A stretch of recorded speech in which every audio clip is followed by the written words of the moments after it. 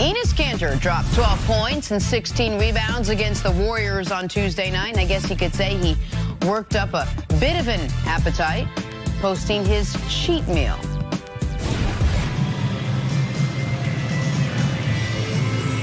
Hey, after a long trip, I'm having my cheat day. I have three triple patties with eggs and sauces. I got my French fries. I got one burger here, two burger here, two burger here, four burger here. I'm very excited about it. Let's do it. Bon appetit. Do you understand? That's my fantasy, to be able to just eat one of those. And to no one's surprise, he missed practice the next day, with Knicks reporter Steve Popper saying he left due to illness. Oh, I'd say. Sometimes when guys miss NBA practices with flu-like symptoms, that means they were out the night before, because you do have flu-like symptoms with a bad hangover. They are very similar to this flu. This is legitimate, I think, flu-like symptoms. My man ate 8 hamburgers, fried eggs on them. Yeah. That's every day in the life of Nick Wright. Cheating every day. I mean, honestly. See, you got to stop diet shaming me, man. Time for your AT&T wake-up call. So LeBron James will miss at least another 3 games with his groin injury. Lakers said they plan to reevaluate him on Wednesday. Nick, what was your reaction to this? My reaction to this was, as much as it pains me to say it, my man Chris Carter and the injuries. The only person on sports television that the moment this happened, even after when LeBron said dodged a bullet, when it seemed like wasn't a big deal, Chris didn't believe it. Nope. I said I was hoping 3 to 5 games, maybe 5 to 8. It's now going to be at least 11 games missed minimum. I would think he'll be back after these 3 games, especially given who they have coming up. But you saw that this was a significant injury, and I didn't think it was. And the number 11 is significant because there's another superstar who had a groin injury, Steph Curry. He missed 11 games. And you got to listen to the athlete. Initially, LeBron said, I heard it pop. That means you know there's a significant strain there. Also, they were headed to Sacramento. They sent them back to Los Angeles. Like, I was reading the tea leaves. That means they got significant damage in there. And even LeBron James, I knew that this injury was going to take a significant time to recover. And this is all. We talk about Brady. These are all the things that are signs of times when you start to get lingering injuries to a guy who's avoided all injuries like no other superstar we've ever seen. This is now, amazingly, if he misses the 11 games, the single most significant injury of his career.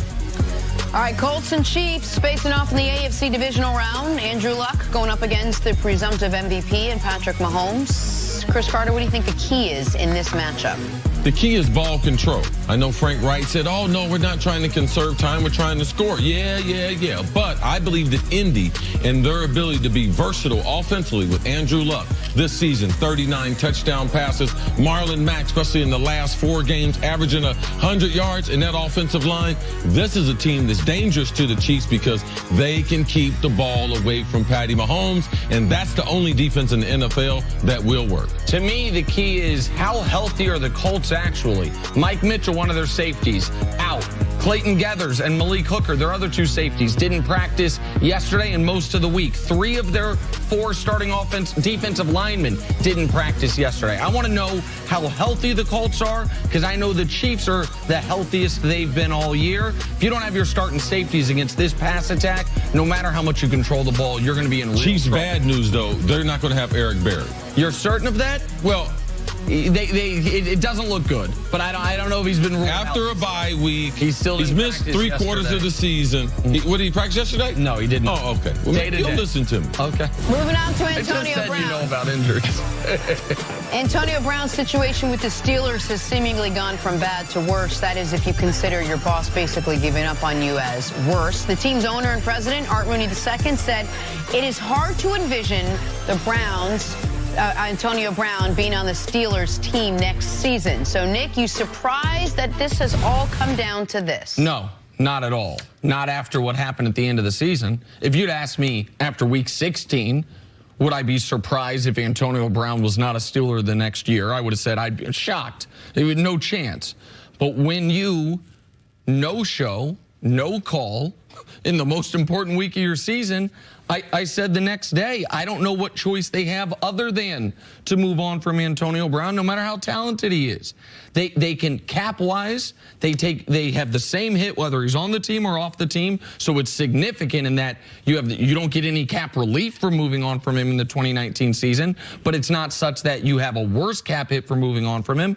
And I don't know how you could ask Mike Tomlin to face that team again with Antonio Brown, who figuratively spit in his face in the final weeks, the final days of the season. So I think it's a shame. I think Antonio's going to have to, should do, I don't know if he will, some soul searching about what he wants to do and what the type of player he wants to be known as, because we all know how brilliant he is on the field.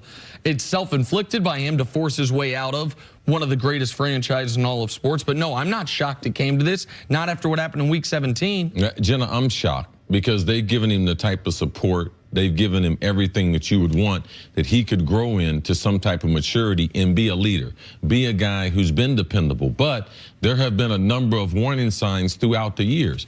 And I'm just going to say, as a former player and as someone who knows a lot of players in the league and a lot of coaches, I know a lot more information than I put on TV, because a lot of times it doesn't help, because a lot of the information that I have, you try to see if it's going to play out publicly. Like Ryan Clark, he made some comments that people knew about, but he finally commented about them because there was a similar behavior. But there's kind of been this kind of agreement between guys who have played the game. It's kind of like the sausage making factory. Everybody wants to eat sausage, but you don't want to see how it's made.